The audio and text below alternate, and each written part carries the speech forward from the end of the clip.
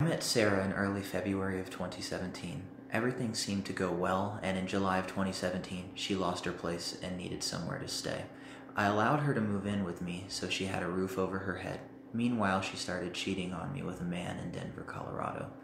In late December 2017, she was using my desktop PC at my apartment and left several emails open between her and this man. These emails were very explicit, and I confronted Sarah about this, showing her what she left open on my PC, and that she had to leave. At this point, she went to stay at her mother's house, Virginia Ward, which I previously understood not to be on speaking terms with Sarah. On December 20th of 2017, Sarah and her mother, Virginia, made up a story relating to me committing sexual assault and other unsavory acts towards her, and filed a falsified report at Federal Heights Police Department. You can see here on the screen the report.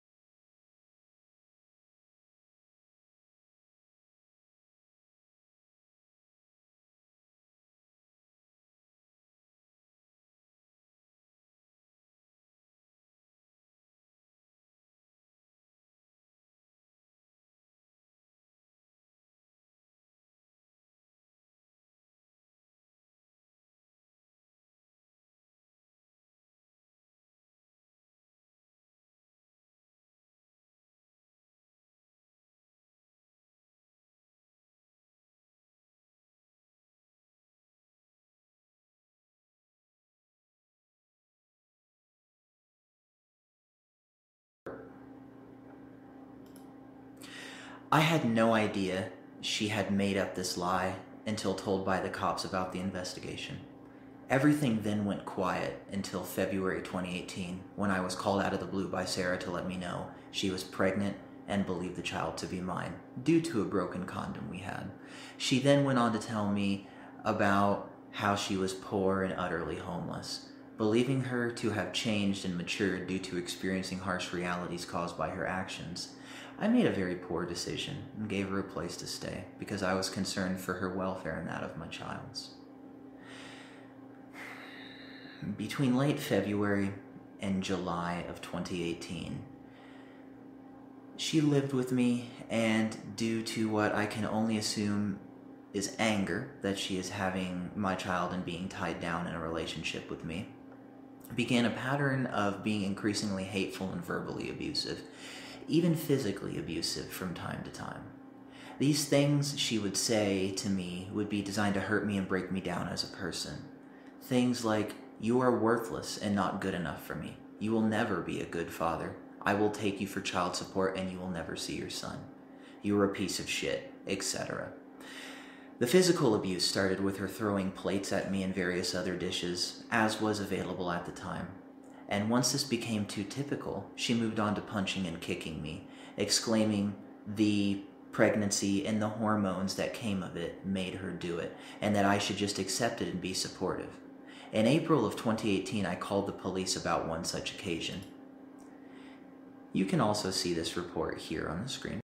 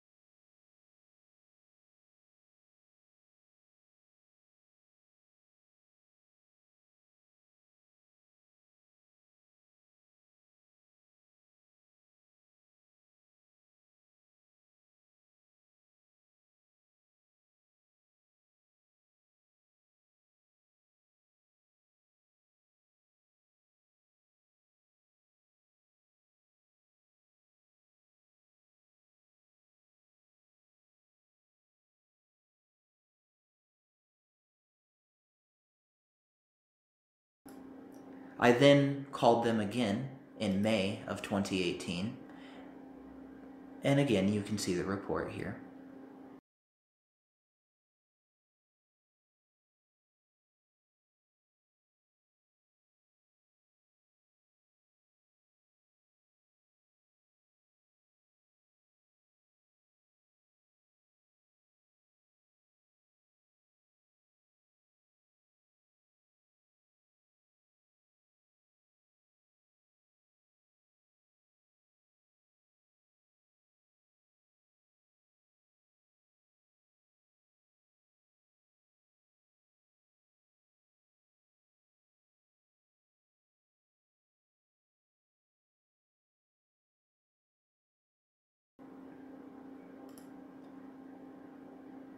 This went on for some time, and I started recording the abuse as no one believed me.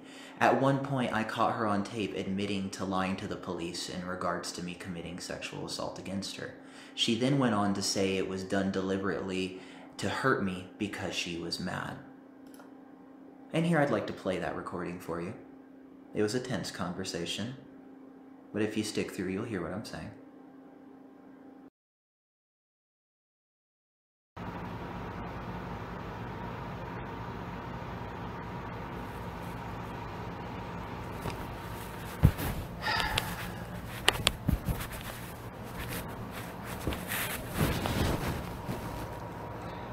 Why is this even like this? You know, Sarah, like...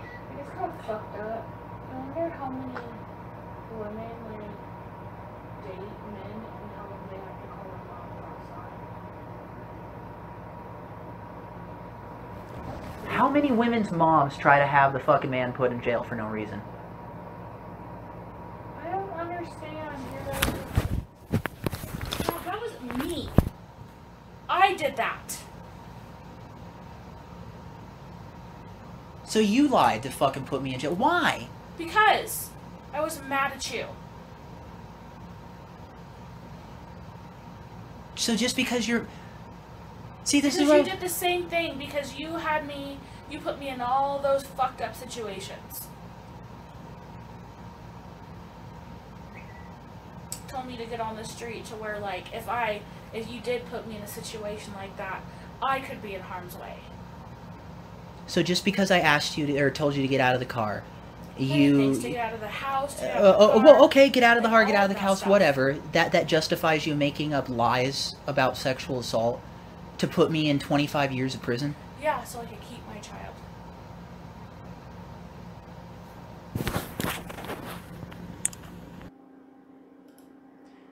I was in a state of shock after this, not knowing what to do, so I went and hung out at my friend Travis's house to get advice and cool off.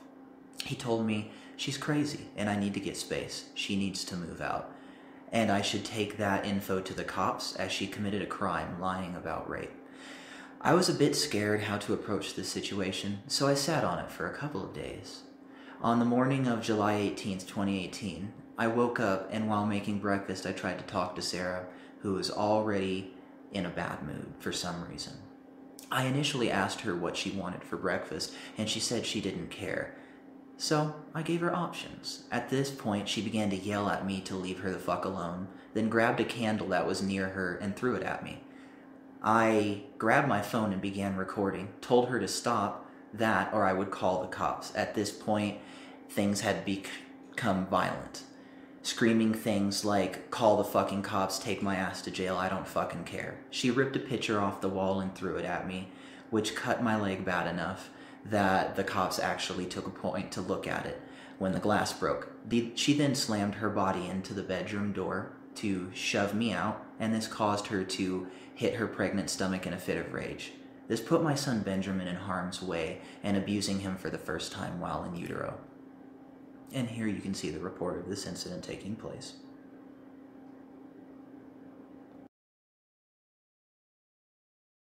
Take my ass to jail, motherfucker! Take my ass to jail! Hey, stop that! Get off, motherfucker!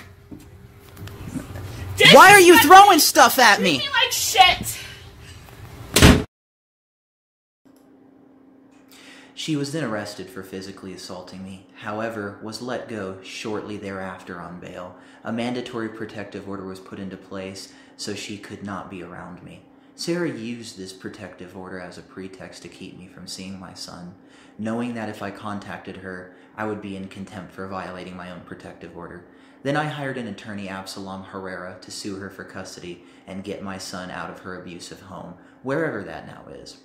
I shortly after established paternity, however, she refused to let me see my son, stating Rob is the abusive party and is not safe around Ben. I then tried getting my attorney to do an emergency order for custody due to her abuse against me and the child in utero, and this failed, or for that matter, might not have been properly filed at all.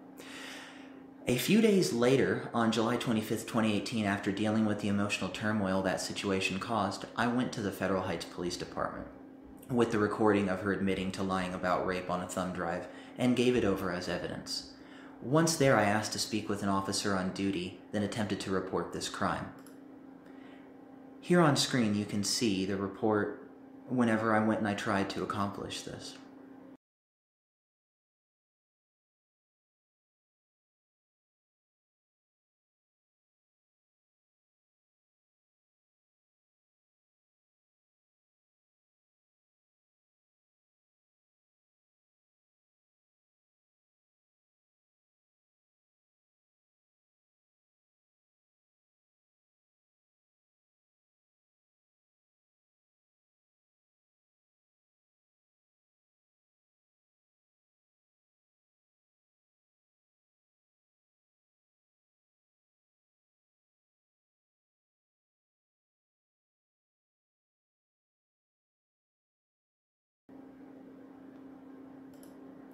Officer B. Kotke told me, "Honestly, I don't care. People lie to the police all the time, and it's not really a big deal." I disagreed with him, telling him of the gentleman who spent several years in prison on making a murderer due to false rape report that was a lie to the police of this magnitude, and it should be taken very, very seriously. He then told me he would take the USB with the evidence, book it, and most likely nothing would happen. On my way home, I called my aunt and asked for advice about how this just went, and she suggested I speak with the sergeant on duty. So I called and asked to speak with the sergeant, who also repeated what Officer B. Kotke said. "I don't care. People lie to the police all the time, and it's not really a big deal." So at this point, I asked to speak with the chief of police, and I began recording the conversation because I knew something was very, very wrong. Even though I asked for the chief, I was instead transferred to Captain Patrick Murphy. He did not give me the chance to speak and went on to say again that he knows what Officer B. Kotke said, that people lie all the time to the cops, and that he would throw various other criminal charges at me if I continued to make issue about this. Here, you can listen to the recording of that conversation.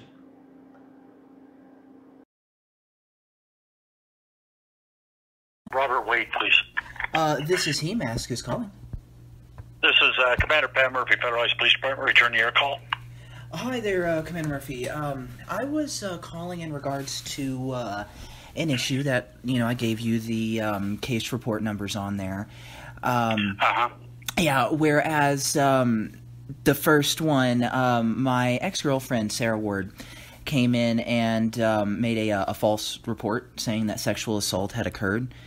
And subsequently to that, I came in afterwards and turned in a recording, whereas she openly admitted to lying to the police, doing it out of spite, and looking just to cause, problems for me. Like, she wanted me in jail because she was mad at me.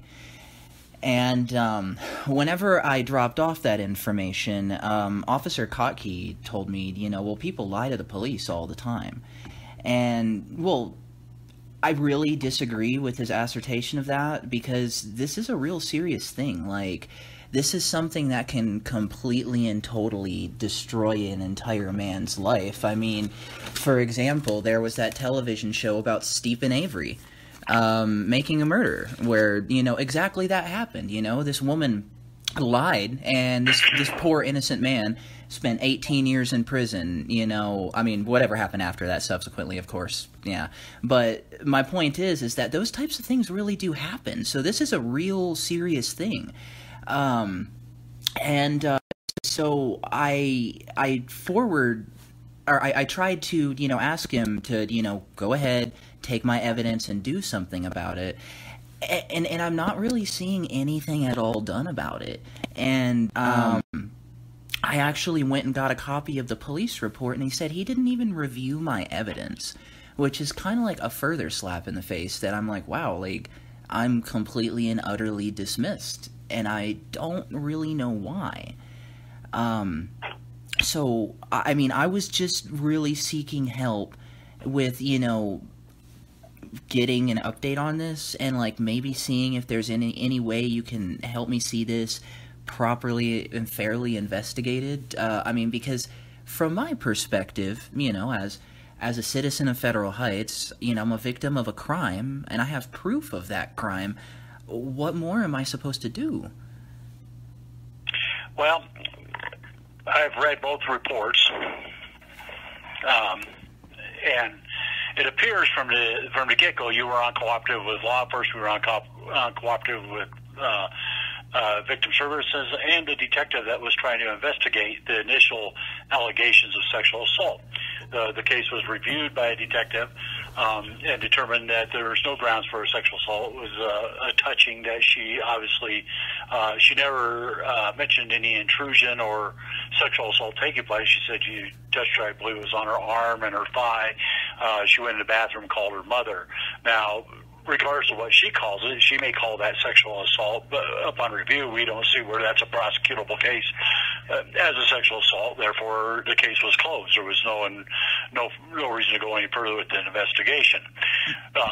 At that time, you're uncooperative. You don't want to play with the cops. Now, 6 or 7 months later, now obviously you and her are on the outs again, and now you want vengeance on her. So now you're doing this recording where she's lied. I don't see a crime there. I see this as a domestic between you and her, where you guys just can't get along, and you want vengeance on her. Okay, so with that said, I agree with what the officers have done. Officer Cocky did take your thumb drive. He did book it into evidence and said, hey, this can be forwarded to investigations, but you suffered no loss or no harm based on the original call, because you admitted yourself in the first report that you're back together. It was just a misunderstanding. You knew right well at that time what she had reported, but it wasn't an incident then until 7 months later now, when you want to make a complaint that the officers are doing nothing. Well, at this point, the case is closed. It will remain closed. Well, I don't understand where you come up with the fact that I wasn't cooperative with the police. I was never at any point uncooperative. I've always been willing and open to any conversation. I've, offered up any evidence that I have at any point whatsoever. And as far as the fact of saying, I'm just out for vengeance, that's absolutely not the case. I didn't know the exact specifics of this until, said argument where, yes, I had recorded, because there was repeated times where I contacted the police and no one believed me on what I was reporting. So every time she got irate, I begun recording everything she said. So I have physical proof of what I am saying. And the instant that I came across that, the instant that I had said recording, I immediately brought it to you guys. I immediately brought it to your attention. By no means was it anything like what you're assuming there. I can see why you would see that, but that's absolutely not the case. So you're saying my police officers are lying? Is that what you're saying? I believe there's a misunderstanding in this situation. Okay, so it says, according to this detective, it says, I spoke with the victim services, the victim witness, and they said Mr. Ward refused any services and hung up on them when they called. They telephoned you. You verified that it was merely an argument, and that she and you had reconciled immediately after the argument, and they have been together ever since. Okay, she is unaware there is a pending case since so much time has transpired. Let's see. Her mother's one that actually contacted the police on it. It does not rise to the level of criminal culpability. So, with that said, there's no case there. There's absolutely no case.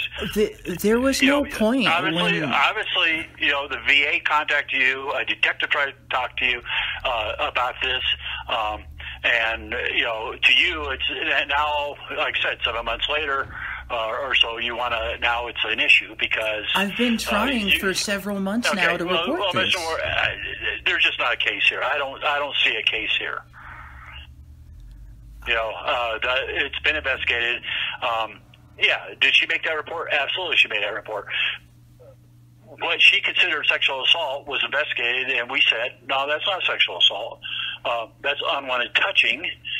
She separated herself from you. She left the apartment. police were contacted. If anything, in reading this first report, she says that you were trying to keep her from leaving the bathroom. That's almost false imprisonment on your part, where you could be charged if she wanted to push that issue. Which is untrue.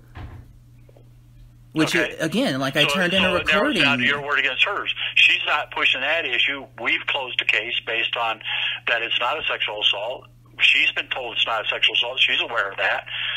She's made no other contact with police since this incident that I see, where she's tried to get you in trouble or tried to cause you any harm or anything. This has all the appearances to me that you're upset with her because of whatever has not worked out or transpired between you and her. Now there's some vengeance you want on her, so you want to go clear back to the original incident that is unfounded and say, oh, she lied. Well, sir, that's untrue. That there was no. People lie to the police all the time. Sir, that's untrue. That there was nobody no. suffered any harm from the lie. There was. So, that was okay. First and most importantly of all, that was untrue. What's untrue? That I did not work with the actual law enforcement. I completely and totally worked with them, and you're saying that it's a lie and that's acceptable to lie to the police. That's what I'm. As Officer Cockey told you, they do it all the time. It's what that lie harm brings. There's no harm brought to anybody. The police talked to you. You said, "Hey, it was a misunderstanding." Well was she not lying when you said it was a misunderstanding? Wasn't she lying then? I'm not understanding where this conversation. It didn't bother you in December. I was not with her in December, sir. Mr. Wade, I think we're done with this conversation. If you have an official complaint that you want to file against officers or the investigator, please put it in writing and present it, and I will send it to the chief of police. Okay? I have just a little bit left here. I disagree with the fact that there was no crime that was committed between now and. I've read the reports. There was a crime between then. What the result of the investigation was. Well, no. I'm saying, since then, there was domestic violence committed against me. There was crimes committed against me. This wasn't something that just completely went dead since then. When was the domestic violence? You didn't tell me about this report. Was there a report taken? Yes, sir. There's an entire situation going on right now. She's in with the district attorney in regards to it. There's a whole situation. Okay, you're not answering my question. Is there a police report? Do you have a police report number on a domestic violence? Yes, sir. Yes, sir. Okay, I said yes. What is that case number? Let me grab my paperwork.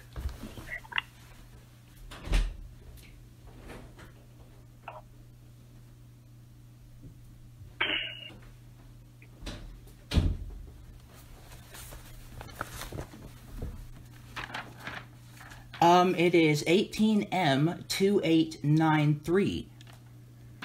And okay, that's a county court case number. Where was this domestic violence taken at? It was taken here in Federal Heights. I thought that was the correct one. That's the one that came up on the paperwork. That's a court case. Or were you charged or was she charged? She was charged, sir. Okay, so it's a moot point. You have a court date. No, I understand that, but what I'm trying to point out is you allege the fact that there was nothing that happened between December and 7 months later. That's not the case. There was plenty that happened between then, and it sounds like she's been charged. If she's been charged in this case, you have a court date that you will appear and state your case to the courts. Which, yes, I do agree. I'm just trying to point out the fact that by no means...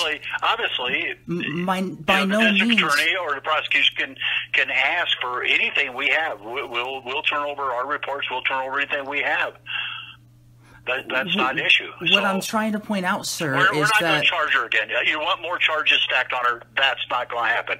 She's been charged on a domestic violence. You've got a court date.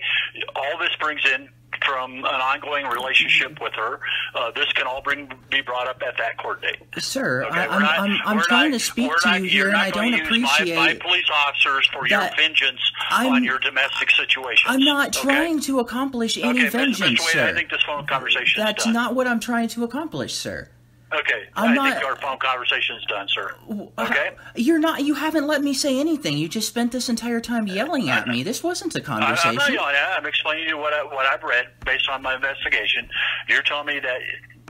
Well, she's been I'm charged trying with to domestic say violence. something, and you're over. You have a court date to appear, obviously, on this domestic violence.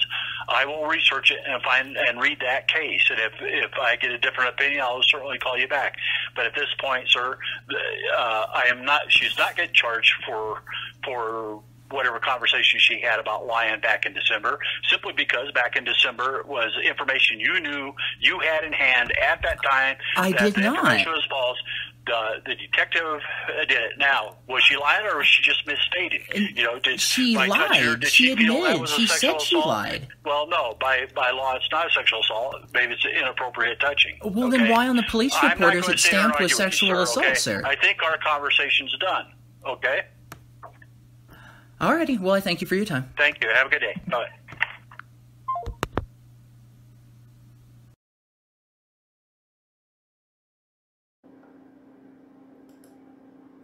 The next day, I went over to the Brighton Courthouse of Adams County to report this to the Adams County District Attorney's Office.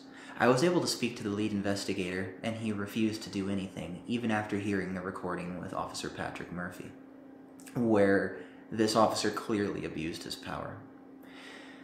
2 weeks later, on August the 9th, 2018, Sarah showed up at my house after giving birth with a police escort for a civil standby to gather all of her belongings, meaning I missed the birth of my child over the pettiness of a violent woman. Sarah gathered all of her stuff. She and the cops verified she had everything and satisfied she had everything left. Shortly after this, she began calling and harassing me. I called Federal Heights Police Department and they did nothing, even though there's a protective order in place. On August 17th, 2018, Sarah brought my son Benjamin over to my house and kept her body turned between us, refusing to let me hold him, then attempted to blackmail me, stating I must drop the assault charges against her in order to see him and hold him. After refusing to drop charges, she told me to go fuck myself and left. I reported this yet again to Federal Heights PD, as again there's protective order in place, and they did nothing. This is the only time I have ever seen my son, albeit briefly. Since she knew my schedule, she went on to violate the protective order again by stalking me at Walmart when I went to the store for groceries. Since it happened at Thornton Walmart, I reported it to the Thornton Police Department. And here on the screen you can see where I reported it to them.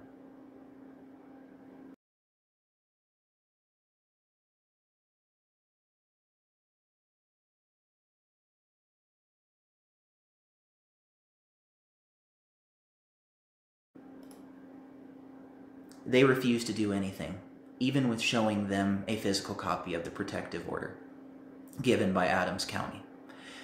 On November the 21st of 2018, I was contacted by Rebecca Nasso of Adams County Child Protective Services telling me that Ben had been abused by Sarah. Sarah had admitted abusing my son to her therapist, and her therapist called CPS for the child's safety. I was then told that without ever even contacting me, the biological father, the decision had been made that they would circumvent my rights as a father.